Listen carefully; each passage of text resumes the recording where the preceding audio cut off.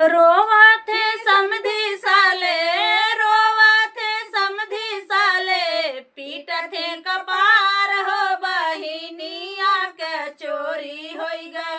सुन थानेदार हो बहिनिया के चोरी होई गा। सुन थानेदार हो बहिनिया के चोरी होई गा।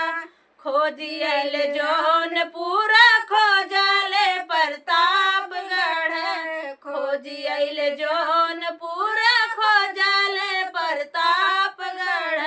बजरिया में खोजी आइले एक एक दुकान हो, बजरिया में खोजी आइले एक एक दुकान हो, बजरिया में खोजी आइले। रोवा थे दुल्हे साले, रोवा थे दुल्हे साले, पीट थे कपार हो बहिनिया का चोरी होई गा। सुन थानेदार हो बहिनिया के चोरी होई गा।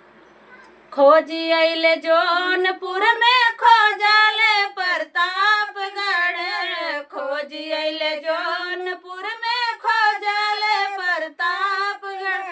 बजरिया में खोजी आइले एक एक दुकान हो, बजरिया में खोजी आइले एक एक दुकान हो, बजरिया में खोजी आइले।